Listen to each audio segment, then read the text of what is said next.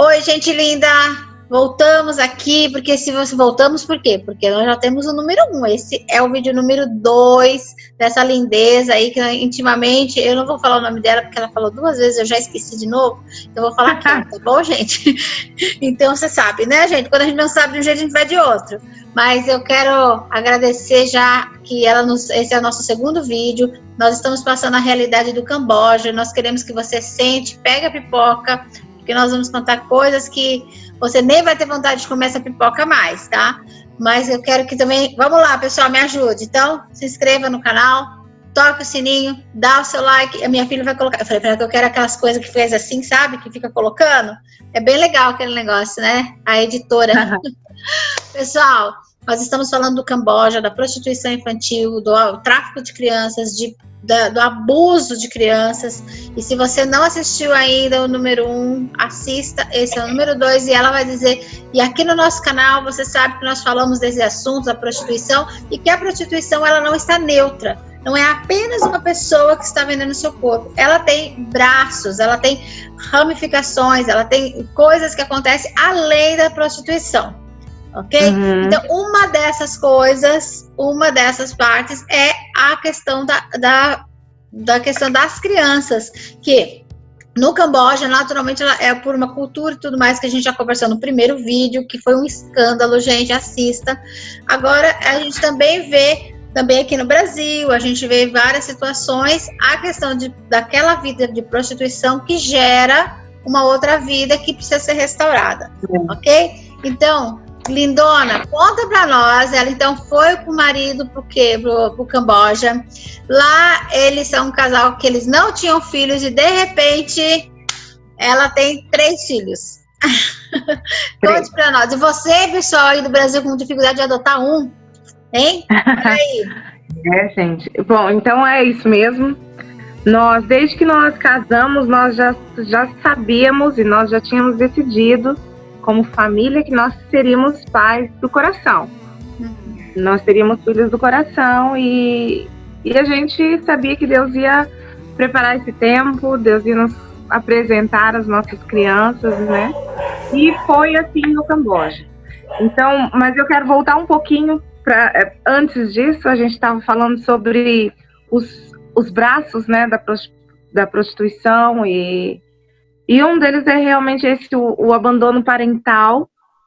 Por conta da prostituição, acontece muitas gravidezes indesejáveis, que não foram planejadas, gravidez que o pai é desconhecido e às vezes as famílias não têm, a mãe não tem condições, né, a genitora não tem condição de continuar a cuidar dessa criança, ou quando continua de uma maneira que coloca essa criança em risco, ou não, mesmo quando ela não tem a intenção de pôr essa criança em risco, ela não tem uma estrutura para cuidar e dar toda a assistência que uma criança precisa. Então esse é um dos frutos da prostituição também. Sim. E não só aqui no Camboja, mas em todos os lugares onde a prostituição acontece, né? Sim, aqui no Brasil a gente vê também muitos casos, né? Eu também sou mãe. Esses dias eu falei num vídeo que eu tenho meus 3 filhos, mas os meus 3 não, eu tenho 4 filhos. Eu tenho a Juliana, que é a nossa contra-regra aqui, que foi de barriga, a gente planejou, teve todo... A gente tem um livro, se você quiser ver o livro também, você pode entrar em contato. Mas e depois nós temos os 3, né, que eu falo que, mas eu digo para eles, e é o que eu penso realmente da adoção aqui no Brasil, é que a mãe deles, né, a Júlia veio com 7 anos e meio, e os meninos, os gêmeos, vieram recém-nascidos e foi deixado aqui conosco na nossa porta, né, a gente conheceu, e eu digo assim que eu falo isso para eles, e é o que eu creio realmente, é que a mãe deles amou eles amou tanto eles que nos entregou. Porque senão ela podia, muitos casos, elas fazem coisas horríveis porque elas precisam solucionar alguma resolver a questão da vida delas e não dele, da criança. Então eu sou mãe também dos gêmeos, eu sou mãe da Júlia e eu sei que eu amo de uma forma tão intensa a vida deles, mas eu sei que eles também sofrem de um braço desses, né? E eu sei que, como você disse, a realidade aqui no Brasil, a gente como brasileiros e o nosso coração é enorme, muitas vezes a gente não é uma cultura da prostituição, eles procuram dar o melhor ainda para os filhos, eles ainda, uma parte, eles procuram fazer com que aquelas crianças sejam supridas as necessidades deles com uma outra família, né? Uhum. E aqui, por exemplo, eu morava no interior, eu moro ainda no interior.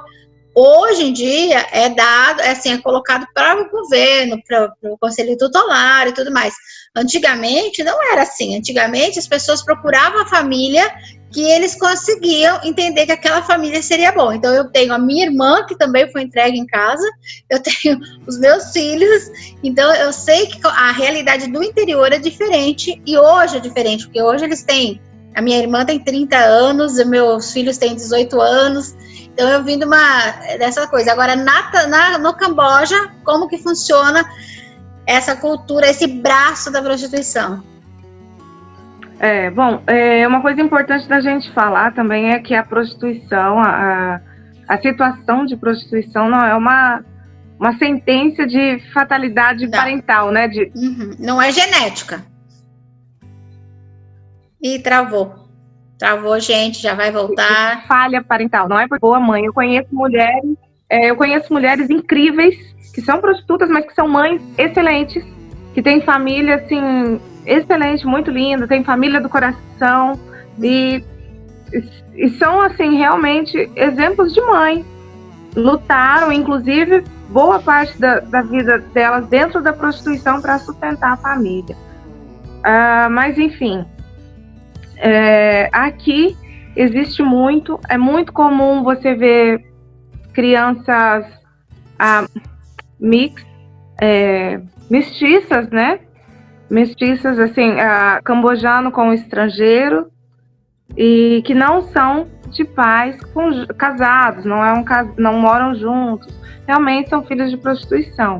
Existem alguns bairros específicos que aqui, onde a prostituição acontece bastante, nesses bairros, e é muito, muito comum você ver crianças pequenas mestiças.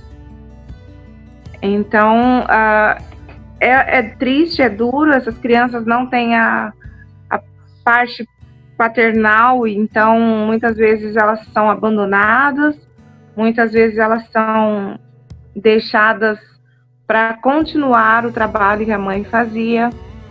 Então, mas graças a Deus não é o caso das minhas crianças.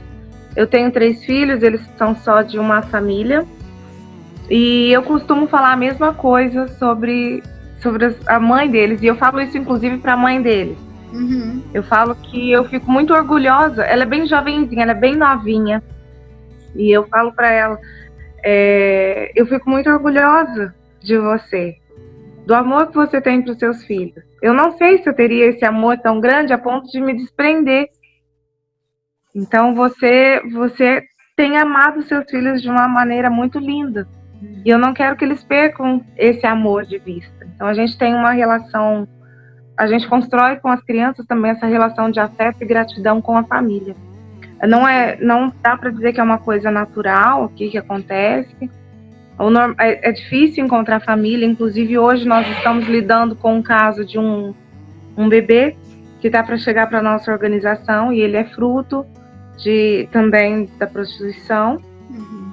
E a organização que recolheu, que abrigou, resgatou esse bebê, não é uma organização casalar, não tem direito pelo governo de estar com essa criança, né?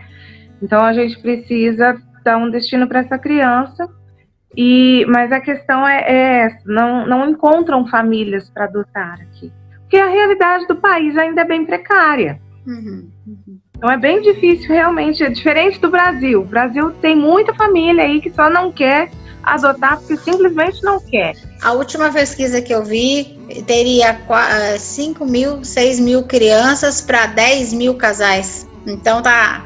Por quê? Porque a cultura brasileira. A conta não bate, né? Não bate. A cultura brasileira é que eu vou adotar uma criança para mim.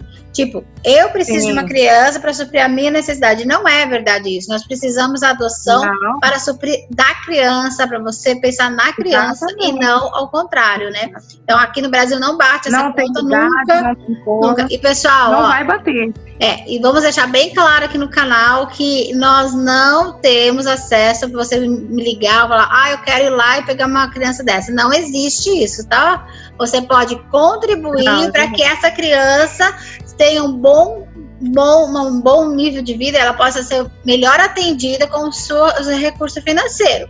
Mas você não pode trazer a criança, pode ser um padrinho, você pode entrar em contato conosco, mas você não pode, nós não temos acesso, porque isso, pessoal, é uma questão jurídica, é governamental e nós não passamos o limite com isso. Nós estamos dando aqui uma consciência, nós queremos que caia as fortalezas da sua mente, nós queremos que você abra o seu coração, abra o seu entendimento para ver a realidade que tem acontecido no mundo, tem acontecido no Camboja, e para que você entenda que nós precisamos que você seja um cidadão, independente da sua religião, independente do que você crê, você seja um cidadão brasileiro consciente de que precisa ajudar a situação das crianças, ok?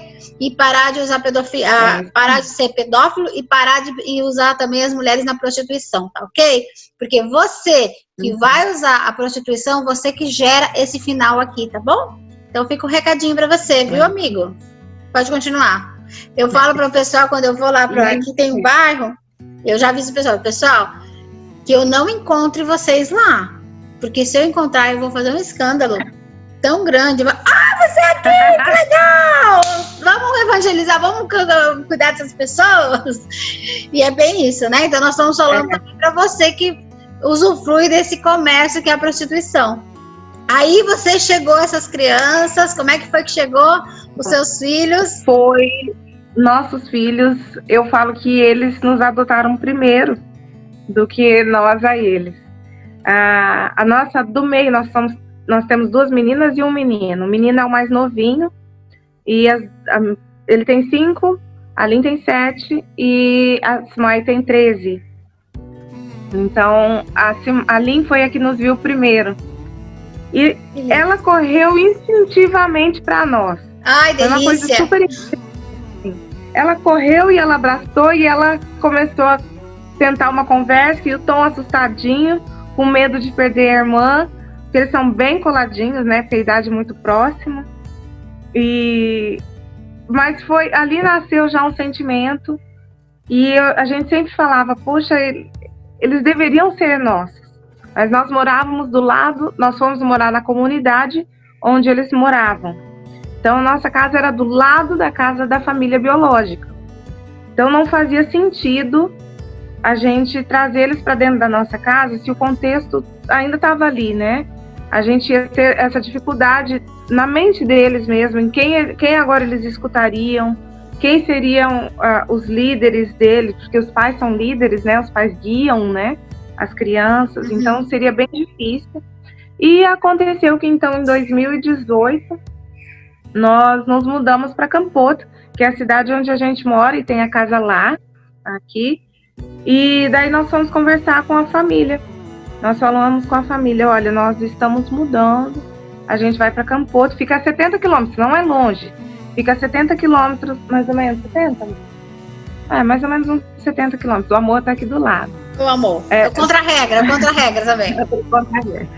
E fica mais ou menos 70, 80 quilômetros. E a gente falou, olha, a gente tá mudando. E a gente gostaria muito de levar as crianças. E o que vocês acham? Daí a resposta foi, se eles quiserem ir.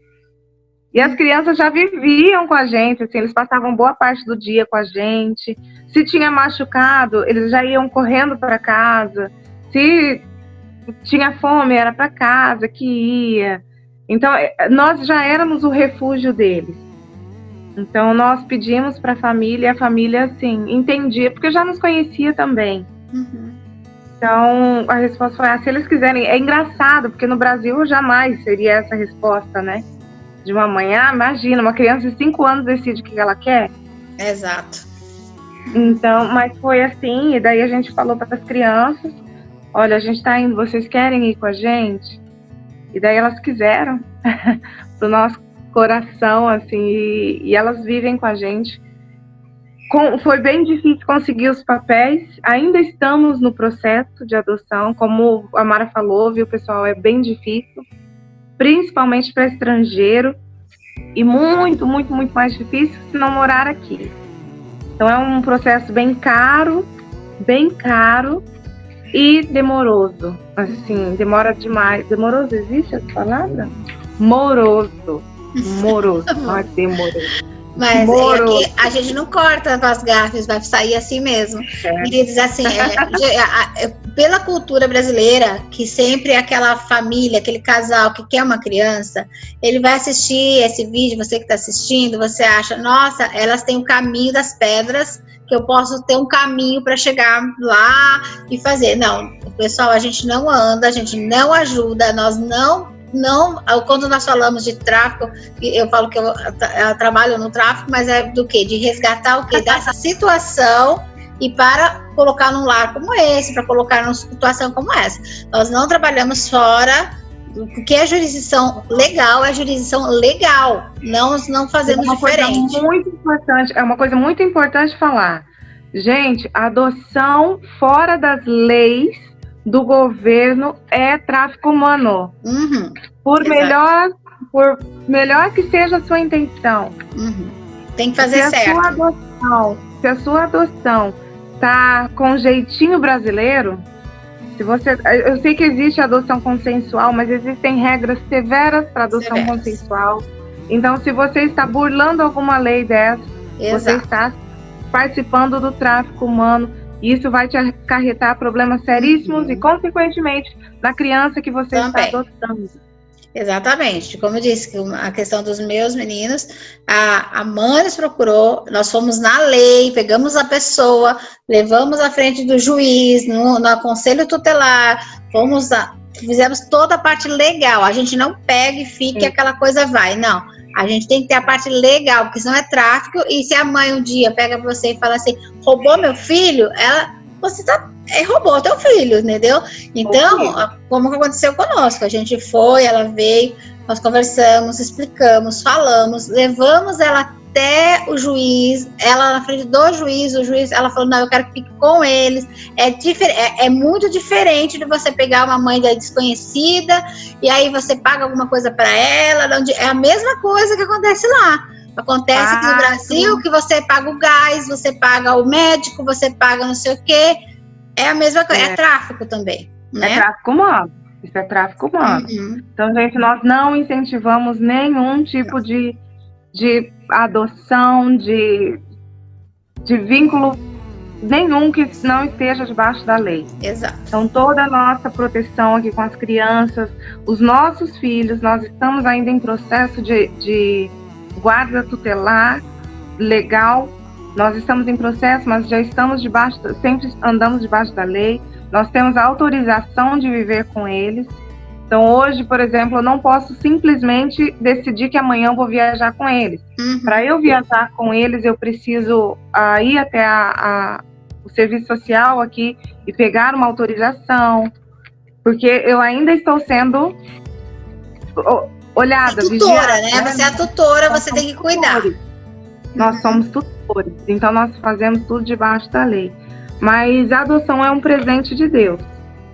A adoção é um presente muito valioso e nós nos alegramos cada vez, assim, que nós vemos os nossos filhos darem passos distantes da prostituição, darem passos distantes das drogas, de uma realidade que provavelmente alcançaria eles. Exato. Você se sente, eu digo assim, que na adoção, né, como eu tenho uma de barriga e tem as crianças que vieram prontas, deliveries vieram prontas, eu digo algo assim, né, a minha filha tá até aqui de frente comigo, né, mas eu digo assim, que aquele filho que você gerou na sua barriga, você tem na sua mente uma condição de entender o que eles teriam. Por exemplo, eu sei que ele teria aquela avó, aquele avô, aquela casa, simples ou não, quando você engravida, você tem uma estrutura que você já imagina que você vai oferecer para aquela criança, né? Agora, quando você... e aí, quando você tem o parto, você teve a criança, aquela coisa do neném, aquela coisa toda, é uma satisfação, é uma alegria muito grande. É imensa.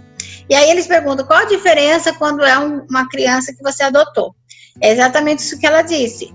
A satisfação do filho que vem natural é uma satisfação, é um sentimento prolongado. Então, a tua alegria é você ver aquelas etapas acontecendo na vida dele, mas a sua alegria é prolongada. Você vai, a expectativa daquela alegria que vai acontecer, porque você condicionalmente você já tem o que você ia oferecer para ele. Agora, as outras crianças, sim, a alegria é instantânea. Por quê? Porque quando eu vejo uma satisfação, uma alegria na vida deles, é instantânea, a minha recompensa emocional é instantânea, porque eu olho e falo, que bom que ele está vivendo isso, porque poderia não estar vivendo. Então, a diferença, querida, se você que está frustrada, que você não teve um filho, que você não engravidou, Cris, eu vou dizer para você, que você que não é resolvida, que nem a Kel, que, né, já optou por isso, eu vou dizer para você que a diferença é apenas a sua alegria. Uma vai ser uma alegria estendida do filho de barriga e a adoção é uma alegria instantânea. Cada momento é uma alegria, cada momento é uma realização, cada momento acontece algo dentro de você. É bem isso. E eu acho que nos ajuda muito a trabalhar com as nossas expectativas, porque a gente se limita mais. Eu não tenho filhos biológicos, então eu não posso afirmar como a Mara, que está me dizendo aí que a gente tem uma expectativa, né? Uhum. A gente cria expectativas com os filhos biológicos e que a gente realmente não cria com os filhos adotados pelo coração. Então, é verdade, a gente vai lidando com aprender a não gerar expectativa. Porque isso é uma coisa que a gente faz muito, com tudo, com toda a relação que a gente tem. Uhum. A gente gera expectativa. Mesmo num casamento, mesmo num namoro, a gente gera expectativa. E isso é nocivo, né? Você colocar tanta expectativa sobre alguém é nocivo. Então a gente se torna tóxico. Mas com a adoção, isso vai sendo quebrado. Vai. E assim, não nos impede, às vezes, a gente se sentir frustrado também. Sim, mas a gente se sente um pouquinho frustrado, sim, mas muito mais pela nossa pequenez, mas não pela criança, porque a gente não gerou essa expectativa, então é uma relação mais livre. Isso, é uma relação de que você tem aquela satisfação diária mesmo, sabe? Quando eu vejo um deles, conversando, tem gosto muito da academia, a Júlia gosta de conversar e tal. Então, assim, essa relação, a alegria, a satisfação que gera em mim como mãe, ela é mais instantânea. Da Juliana, é um processo, já é uma alegria, mas é uma alegria constante no sentido assim, ela vai chegar até tal ponto. Né? Então, assim, nós estamos aqui como duas mães que somos braços também disso, tudo que a gente trata aqui no canal, e nós podemos dizer que é muito bom os nossos filhos, amamos e somos muito satisfeitas com o que Deus fez na nossa vida, né, Kel? É sim. E se ainda uma coisa que vale a pena falar isso mais para os cristãos que estão nos assistindo, se você tem medo de maldições hereditárias, entenda que a partir do momento que você adota, a hereditariedade vem de você. Exato. É você que começa a sua família ali. Então, as bênçãos, tanto as bênçãos como os hábitos virão a partir de você. Você é família. Isso daí é uma coisa muito importante da gente dizer, né? De que, às vezes, as pessoas falam assim, eu tenho medo de adotar, porque eu não sei o que vai ser. E aí eu pergunto para você, quando você engravidasse e você gerou um filho, você saberia o que ele ia ser? Se ele ia ser um médico ou um drogado? Se ele ia ser um marginal ou ia ser um homem bem-sucedido de caráter? Quando nós geramos uma pessoa, nós também não sabemos o que ela irá ser. Então, isso é um preconceito dentro da nossa cabeça. Porque quando nós geramos, quando você pode gerar, mas você não pode determinar o caráter, você não determina o futuro deles. Quem determina é Deus. Eu digo para vocês, homem e mulher não fazem filhos. Homem e mulher não faz filho. Quem faz filho é Deus. É Deus que gera. Deus é o dono da vida e da morte. É Deus que gera. Então, esse seu preconceito ou sua desculpa para não adotar e não amar a adoção, um braço que nós precisamos fortalecer, que é a adoção, e isso cai por terra. Porque eu quero dizer para vocês não geram filhos. A nossa filha foi um milagre de Deus, porque nem meu marido pode ter filho, nem eu posso ter filho. Então, quem gerou a nossa filha foi Deus. Então, a mesma forma, eu quero dizer para você, incentivar que caia todo o preconceito do seu coração pelas crianças que precisam ser adotadas, ok? Theo, foi uma benção a gente conversar. Eu quero deixar bem curtinho para que vocês todos assistam até o final. É uma ONG que nós assinamos embaixo, nós queremos o seu apoio financeiro com esse pessoal, que você que já nos conhece, nós queremos dar todo o empenho, toda facilitação, estar junto com eles, e eu gostaria muito que você quebrasse todos esses preconceitos e pudesse gerar isso no seu coração, ok? Um abraço, querida, foi muito bom falar com você, e que esse assunto seja um assunto que esteja no nosso coração queimando. Gente, muito obrigado por ouvir, e deixe seu coração sempre aberto. Porque o Senhor tem nos dado filhos espirituais, filhos emocionais e filhos que vão gerar frutos para a eternidade. Então, talvez o seu filho já nasceu e está só esperando você. Exato. É verdade. Querida, logo vamos estar aí com vocês. Um beijo, muito obrigado. Pessoal, todas as informações da ONG está aqui embaixo. Você tem toda a liberdade de contribuir, de conversar, de estar com eles juntos nesse projeto, ok? Beijo para vocês, amo vocês e assista o número 1 também, que foi top. Beijo!